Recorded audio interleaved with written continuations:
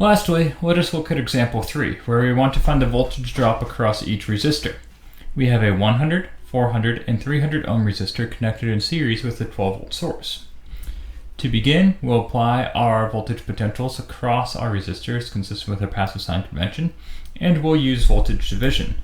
That is, our voltage drop across resistor 1 would be equal to R1 per our equivalent series resistance times our source voltage, which is equal to 100 ohms per the quantity 100 plus 400 plus 300 ohms times our source voltage.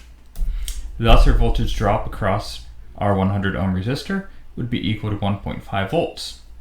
Using the identical formulation, our voltage drop across our 400 ohm resistor would be equal to 400 ohms per the quantity of 100 plus 400 plus 300 ohms times our source voltage of 12 volts, which gives us V2 is equal to 6 volts.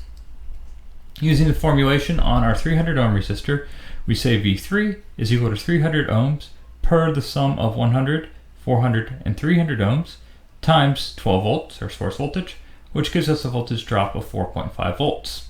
If we add V1, V2, and V3, we have a total voltage drop of 12 volts, which is equal to our voltage rise created by our source.